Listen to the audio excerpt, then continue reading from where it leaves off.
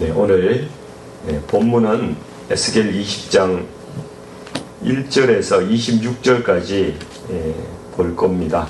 그런데 너무 길기 때문에 오늘 에스겔 20장 1절에서 9절까지만 같이 읽도록 하고요. 나머지는 같이 진행하도록 그렇게 하겠습니다. 오늘 본문 20장 1절에서 9절까지 말씀을 같이 합독하시겠습니다. 일곱째 해 다섯째 달 열째 날에 이스라엘 장로 여러 사람이 여호와께 물으려고 와서 내 앞에 앉으니 여호와의 말씀이 내게 임하여 이르시되 인자야 이스라엘 장로들에게 말하여 이르라 주 여호와께서 이렇게 말씀하셨느니라 너희가 내게 물으려고 왔느냐 내가 나의 목숨을 걸고 맹세하거니와 너희가 내게 묻기를 내가 용납하지 아니하리라 주 여호와의 말씀이니라 인자야 네가 그들을 심판하려느냐 내가 그들을 심판하려느냐 너는 그들에게 그들의 조상들의 가정한 일을 알게 하여 이르라 주 여호와께서 이같이 말씀하셨느니라 옛날에 내가 이스라엘을 택하고 야곱 집의 후예를 향하여 내 손을 들어 맹세하고 애굽 땅에서 그들에게 나타나 맹세하여 이르기를 나는 여호와 너의 하나님이라 하였노라 그날에 내가 내 손을 들어 그들에게 맹세하기를 애굽 땅에서 인도하여 내어 그들을 위하여 찾아두었던 땅 곧 젖과 꿀이 흐르는 땅이요 모든 땅 중에 아름다운 곳에 이르게 하리라 하고 또 그들에게 이르기를 너희는 눈을 끄는 바 가정한 것을 각기 버리고 애굽의 우상들로 말미암아 스스로 더럽히지 말라 나는 여호와 너희 하나님이라 하였으나 그들이 내게 반역하여 내 말을 즐겨 듣지 아니하고 그들의 눈을 끄는 바 가정한 것을 각기 버리지 아니하며 애굽의 우상들을 떠나지 아니하므로 내가 말하기를 내가 애굽 땅에서 그들에게 나의 분노를 쏟으며 그들에게 진노를 이루리라 하였노라 그러나 내가 그들이 거주하는 이방인의 눈앞에서 그들에게 나타나 그들을 애굽 땅에서 인도하여 내었나니 이는 내 이름을 위함이라 내 이름을 그 이방인의 눈앞에서 더럽히지 아니하려고 행하였음이라 아멘. 네, 오늘 이 말씀을 가지고 끊임없는 불순종, 끊임없는 인내 이런 제목으로 말씀을 좀 나누도록 하겠습니다. 오늘 20장 1절의 말씀을 보면은 이스라엘 장로들이 에스겔을 찾아옵니다. 이때가 에스겔인 바벨론에 잡혀온 지 한 7년이 지난 때였습니다.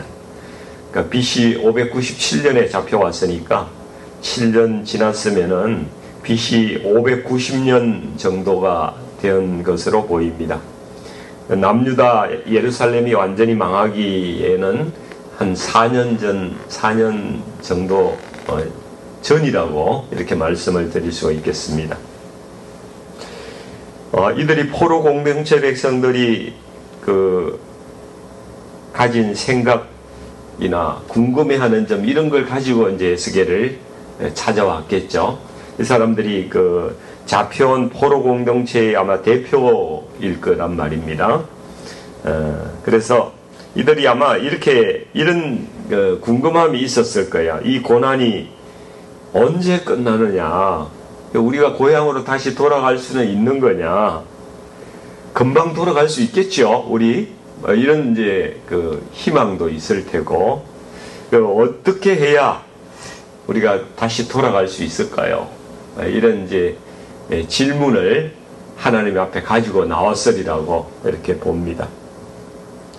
근데 3절을 보면은 하나님께서 이들의 기대치와는 전혀 동떨어진 말씀을 하시는 거예요. 너희가 내게 물으러 왔느냐? 내가 나의 목숨을 걸고 맹세하거니와 너희가 내게 묻기를 용납하지 아니하리라. 주 여호와의 말씀이니라. 하나님은 이들이 묻는 것을 용납하지 않겠다고 아주 단호하게 말씀하십니다. 오히려 4절을 보면은 에스겔에게 그들을 심판하라고 그렇게 이야기를 합니다. 인자야 내가 그들을 심판하려느냐? 내가 그들을 심판하려느냐? 너는 그들에게 그들의 조상들의 가증한 일을 알게 하여 이르라. 이렇게 말씀합니다. 이 히브리 말로 심판하다라는 말이 샤파트라는 말인데 죄를 드러내서 밝힌다는 뜻이에요. 잘못을 규명한다는 뜻도 가지고 있습니다. 그러니까 하나님께서 에스겔에게 어떤 말씀을 하고 계신가 하면은 내가 지금부터 너에게 말을 할 테니까 너는 그 말을 통해서 그들의 죄를 낱낱이 드러내라는 거예요. 낱낱이 드러내서 밝혀라. 그리고 하나님의 심판을 피할 수 없다는 사실을 그들이 알게끔 하라. 하나님 그렇게 말씀을 하고 있는 것입니다. 그래서 이 본국에 있는 유대인들이나 또 이렇게 바벨론으로 잡혀온 자들이나 모두 진정으로 돌이키지 않고 있기 때문에 하나님께서는 이미 심판을 작정하고 계시다. 이미 심판할 것으로 정하셨다. 이런 것을 우리가 알 수가 있습니다. 그러나 하나님께서 심판하시는 것은 그 목적은 그냥 단순히 심판하시기 위해서 하는 것이 아니라는 것이죠. 자기 백성들이 먼저 자신들의 죄악을 깨닫고 시간이 좀 걸리더라도 철저한 해결을 하게끔 해서 그 백성들을 회복해 하시려는 그런 계획을 하나님이 가지고 계시다는 것이죠. 이 하나님의 크신 그림입니다. 빅 픽처예요. 네. 누구나 여러분 자기 죄를 드러낼 때는 많이 아픕니다. 부끄럽기도 하죠. 근데 죄의 문제가 먼저 해결되지 않으면은 회복이 일어나지 않기 때문에 하나님께서 부득불 유다의 죄를 낱낱이 밝히시겠다고 말씀하시고 있는 것입니다. 그것은 온 백성들이 듣고 회개하라는 것이죠. 여러분 우리의 삶에서도 감춘 죄가 얼마나 많습니까? 드러내지 않고 끝까지 그냥 감추고 살아가는 그런 죄들도 많은데 죄가 드러나는 것도 은혜라는 거예요. 죄가 드러나는 게 오히려 은혜라는 겁니다.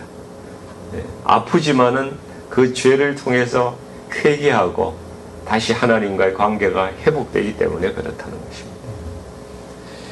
그래서 하나님께서는 에스겔에게 이제 내가 너희들의 죄를 고발할 테니까 너는 그것을 낭독하듯이 그렇게 백성들에게 이야기하라고 말씀하시는 겁니다.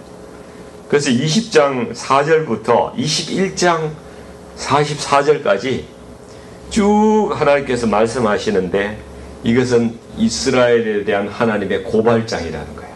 네, 그렇다고 말씀할 수가 있습니다. 그 중에서 오늘 5절부터 26절까지 말씀을 요약해서 한번 말씀을 드리도록 하겠습니다. 이 첫 번째 고발 내용은요, 이스라엘이 애굽에 있을 때부터 너희가 이미 우상숭배하고 있었다는 거예요. 애굽에 있을 때부터 우상숭배하고 하나님을 불순종하고 있었다는 사실을 하나님은 지적하십니다. 근데 먼저 20장 5절 말씀, 6절 말씀 보시면은요, 여호와께서 이같이 말씀하셨느니라. 같이 읽어보겠습니다. 옛날에 내가 이스라엘을 택하고 야곱 집의 후예를 향하여 내 손을 들어 맹세하고 애굽 땅에서 그들에게 나타나 맹세하여 이르기를 나는 여호와 너희 하나님이라 하였노라. 6절도 같이 읽어보겠습니다. 그날에 내가 내 손을 들어 그들에게 맹세하기를 애굽 땅에서 인도하여 내어서 그들을 위하여 찾아두었던 땅 곧 젖과 꿀이 흐르는 땅이요 모든 땅 중에 아름다운 곳에 이르게 하리라.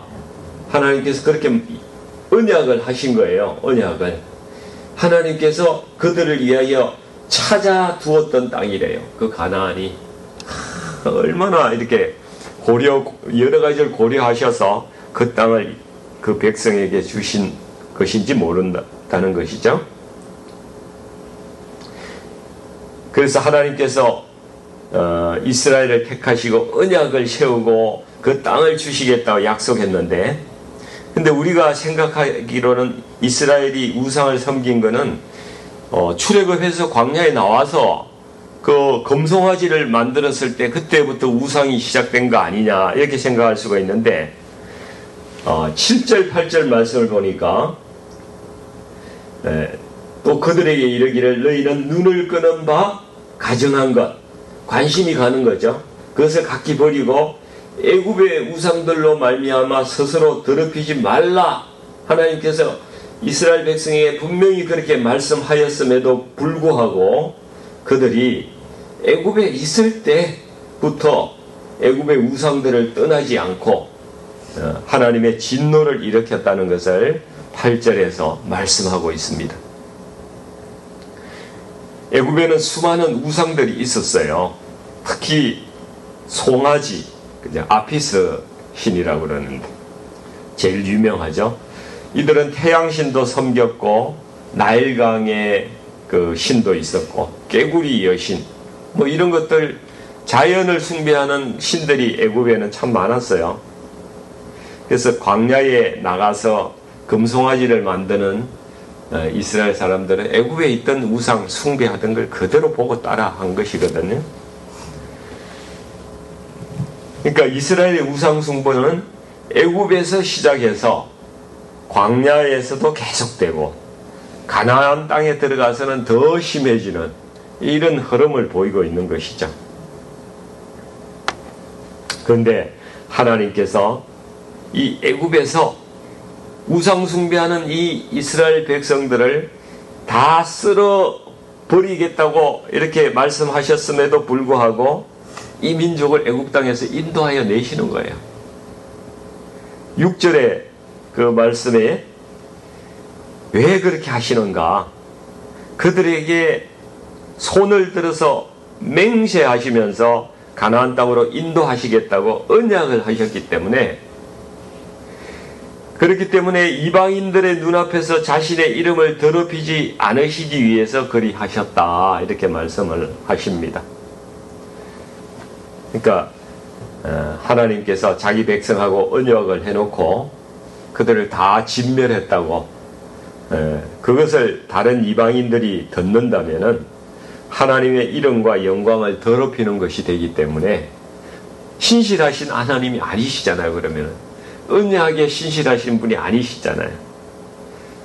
그렇기 때문에 그것을 이름을 위하여 자기 백성을 그것을 진노해야 됨에도 불구하고 그 손을 거두시고 자비하시고 또 구원하시고 긍휼이 많으신 하나님이시라는 것을 보여주셨다는 것입니다. 그러니까 하나님께서 이스라엘을 애굽에서 구출하신 이유는 이스라엘이 뭐가 의롭거나 뭐 선해서가 아니라는 것이죠. 하나님께서 언약하신 것을 지키시는 신실하신 하나님이시다, 이것을 열방에 알리시기 위해서 그리 하셨다는 것입니다. 그래서 우리의 구원도 여러분, 우리가 무슨 의롭거나 선해서 받은 게 아니에요. 그죠? 하나님의 은혜로 믿음으로 말미암아 우리가 구원을 받은 것입니다. 두 번째는 이제 출애굽을 하고 나왔는데 광야에서도 너희가 계속 불순종했다, 하나님 그것을 또 지적하고 계세요. 11절 12절 말씀을 보시면은 11절 말씀 같이 읽어 볼까요? 사람이 준행하면 그로 말미암아 삶을 얻을 내 율례를 주며 내 규례를 알게 하였고, 12절 또 말씀 읽어보겠습니다. 또 내가 그들을 거룩하게 하는 여호와인 줄 알게 하려고 내 안식일을 주어서 그들과 나 사이에 표징을 삼았노라. 이렇게 말씀합니다. 하나님께서 율법을 주셨어요. 율법은 하나님의 백성이 어떻게 하나님을 섬기면서 이웃과 더불어서 어떻게 살아가야 하는가, 이것을 보여주시는 삶의 지침이라고 할 수가 있죠. 그런데 그 중에서 안식일을 또 주셨는데, 안식일은 모든 율례와 규례의 핵심을 담고 있는 표징으로 주어졌다는 것입니다. 율법과 안식일을 매우 중시하시는 거예요, 하나님께서. 근데 안식일은 단순히 쉬는 날이 아니라 이스라엘이 이 세상과는 구별된 백성이라는 어떤 표징을 나타내기 위해서 주셨다는 겁니다. 그러니까 하나님께서 안식일을 거룩하게 구별하셨듯이 이스라엘도 그날을 지킴으로써 자신들이 좀 세상의 다른 민족들하고는 다른 그런 구별된 존재라는 것을 나타내는 것이 안식일에 하나님께서 주신 이유라는 것입니다. 그러니까 단순히 일을 안 한다, 노동을 중단한다, 이런 의미를 넘어서서 우리는 하나님의 통치 아래 있는 백성이다, 이걸 보여주는 것이 중요하다는 것입니다. 그러니까 다른 이방 민족들은 열심히 일을 해야 먹고 살지만은 하나님의 백성은 안식일 전날에 만나를 몇 배를 주셔요? 2배를 주시는 거예요. 그래서 일을 안 해도 먹고 살고 공급하시는 하나님의 은혜가 있다는 것을, 그것을 통해서 보여주시는 거예요. 우리 성도님들 이것을 믿으십니까? 예, 지금도 이 은혜는 동일하다는 이야기입니다. 우리가 그것을 알아야 합니다. 이 시대의 안식일을 우리는 어떻게 지켜야 하는가? 예수님께서 자신이 안식일의 주인이라고 말씀하셨어요. 그러니까 구약의 안식일은 그림자예요. 예표라고 할 수가 있고, 참된 안식은 예수님을 통해서 이루어진다는 것이죠. 완성된다 말씀할 수 있습니다. 참 안식이라는 것은 예수님의 십자가와 부활을 통해서 죄와 죽음이라는 무거운 짐에서 해방되는 거예요. 그래서 우리가 주일을 지키고 예배하는 이유는 예수님이 우리의 구원의 주님이시다라는 사실을 기억하는 겁니다. 그리고 예수님 안에서 그것을 통해서 참 안식을 우리는 누린다는 것을 고백하는 거예요. 그래서 주일 예배를 드리는 것을 하나님께서는 기뻐하시는 것입니다. 우리가 예배 드린다는 것은 하나님께서 나의 창조주시라는 사실을 고백하는 겁니다.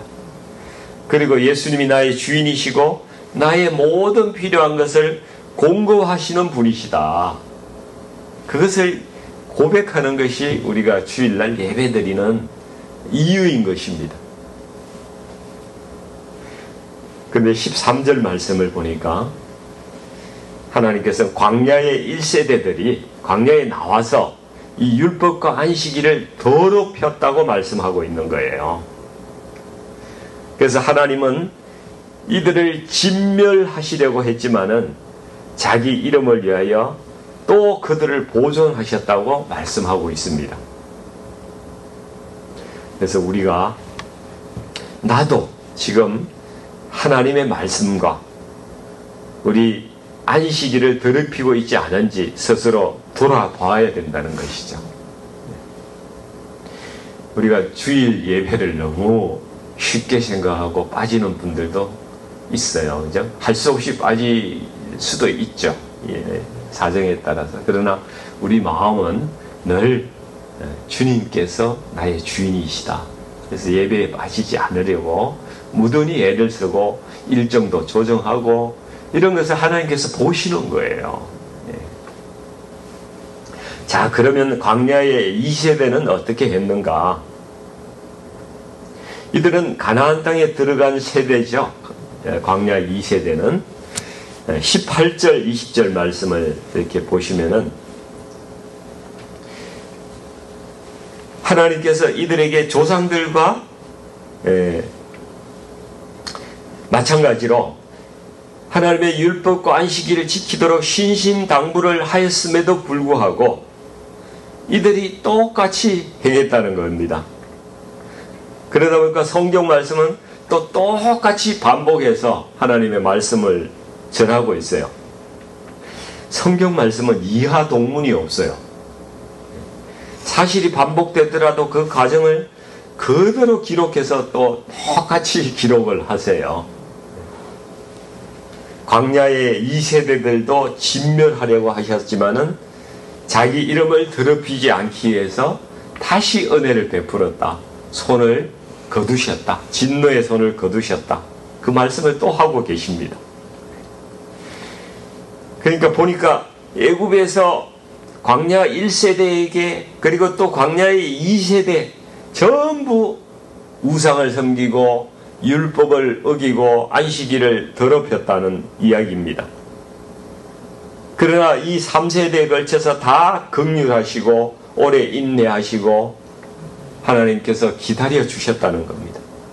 그것을 알 수가 있는 것이죠. 그런데 끝까지 그렇게 죄 가운데 그냥 내버려 두시지는 않는다는 말씀입니다. 신명기 28장 64절에 가서 보면요, 여호와께서 너를 땅 이 끝에서 저 끝까지 만민 중에 흩으시리니 내가 그곳에서 너와 내 조상들이 알지 못하던 목석 우상을 섬길 것이라. 이런 말씀을 미리 주셨어요. 그 이전에 너희가 범죄하면 이렇게 된다.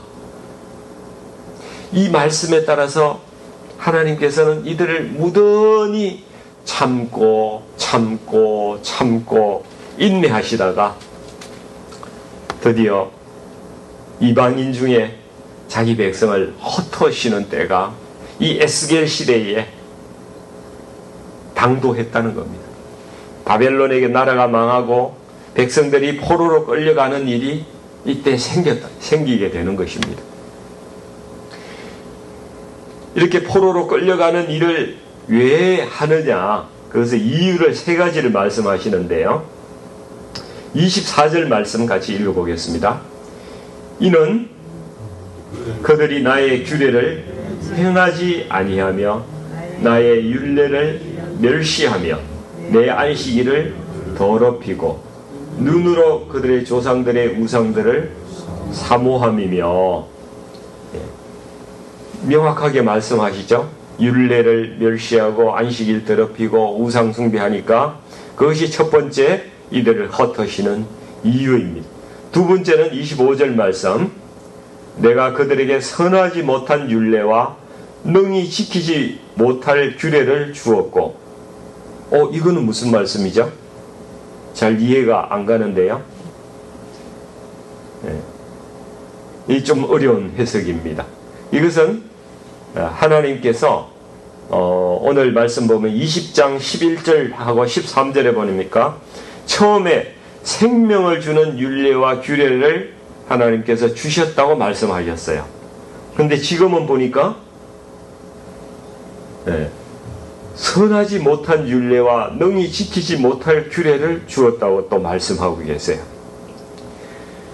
그러니까 이 말씀은 무엇인가 하면은 백성들이 계속 우상 숭배하고 불순종을 하니까 하나님께서는 그들의 고집대로 그냥 내버려 두었다는 말씀이에요.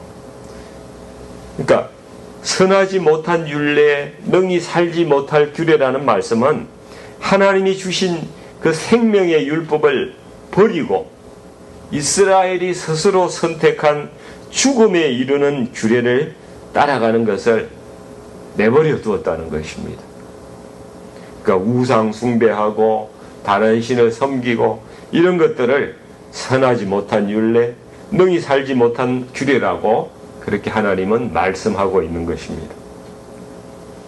그리고 실제로 26절 오늘 마지막 말씀처럼 이스라엘 백성들은 자녀를 불에 태워서 바치는 그 몰렉의 풍속, 인신제사까지 따랐던 것을 하나님께서 다 보고 계시다가 마지막에 이렇게 고발하고 계신 것입니다. 차마 이대로 더 이상 방치했다가는 완전히 이 민족을 스포일 해버리겠다. 하나님께서 그렇게 판단하셔서 심판할 수밖에 없는 당위성을 하나님께서 이렇게 고발하셨다는 말씀입니다. 그래서 오늘 말씀을 통해서 이스라엘 백성들이 얼마나 하나님께 불순종하였는지 그 죄가 낱낱이 이렇게 드러나고 있습니다. 만약에 하나님께서 우리의 죄도 덜어내신다면은 그 죄가 결코 가볍지 않을 것입니다. 그렇죠? 만약에 우리가 한 모든 죄를 비디오로 찍어서 다 공개하고 내가 1000,000불 줄게.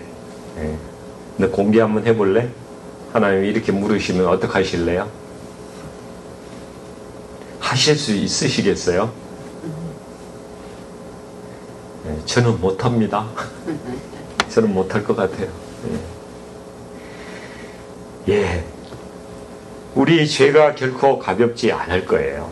하나님은 자기 이름을 위하여 언약을 신실하게 지키시는 하나님이시기에 그러나 끝내 멸하기를 기뻐하지 않으시고 그러한 죄악에도 불구하고 우리를 보존해 주셨다는 말씀입니다.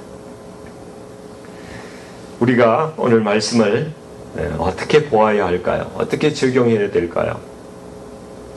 가장 먼저 우리가 깨닫고 명심해야 될 사항은 우리의 구원이 우리의 의로움 때문에 우리가 선해서 착해서 행위를 거룩하게 해서 했다는 것이 아니라는 사실이죠. 그것을 기억하고 살아가야 됩니다. 하나님의 은혜로 우리를 하나님께서 구원해 주셨다. 그리고 우리는 하나님의 이름을 소중히 생각해야 된다. 하나님의 이름을 더럽히는 삶을 살아가서는 안 된다는 것입니다. 하나님의 이름을 거룩하게 그렇게 영광을 올려드리는 삶을 살아야 된다는 것이죠. 내가 교회를 다닌다는 것을 다른 사람이 들을 때에 교회는 저런 사람이 다니는 곳이구나. 이런 말 들으면 어떻게 돼요? 그저 그렇고 그런 곳이구나. 그렇게 알게 되면 안 되잖아요. 위선자들의 모임이구나. 그럼 하나님의 이름을 내가 더럽히고 있는 거예요. 그렇죠? 우리는 하나님의 이름 때문에 하나님께서 우리를 지금까지 지켜주셨고요. 우리를 보존해 주신 거예요. 그러니까 우리는 하나님의 이름을 영광스럽게 또 거룩하게 높여드리면서 우리의 삶을 살아가야 한다는 것을 오늘도 깨닫고 그렇게 살아가시는 저와 여러분이 되시기를 주님의 이름으로 축원드립니다. 기도하겠습니다. 아버지 하나님, 우리는 우리의 의로움으로 구원받은 것이 아니라 오직 하나님의 은혜로 하나님의 복음 듣고 복음의 말씀 듣고 그것을 믿음으로 구원받았음을 고백합니다. 우리의 시민권은 아버지 하나님 하늘에 있지만은 이 세상에 우리가 사는 동안에 우리를 부르신 그 하나님의 아름다운 덕을 하나님의 아름다운 그 이름을 선포하기 위해서 부름을 받은 사람들로 하나님 저희가 알게 되었습니다. 아버지 하나님, 하나님 말씀을 우리 삶에서 잘 실천하게 하여 주시고 특별히 하나님께서 세상 사람들과 구별되는 표징이 안식일을 지키는 것이라고 하나님께서 말씀하셨는데 저희가 주의를 잘 지켜서 하나님께 예배하는 사람의 그 정체성을 아버지 만인에게 보여주는 그런 삶을 살게 하여 주시고 세상 사람들과는 구별되는 아버지 그러한 거룩한 징표를 사람들에게 보여줄 수 있는 저희가 될 수 있도록 하나님 인도해 주시옵소서. 예수님 안에서 참 안식을 누리는 그 성도의 모습을 많은 사람들에게 보여줄 수 있는 저희가 될 수 있도록 성령님 오늘도 저희들을 인도하여 주시옵소서.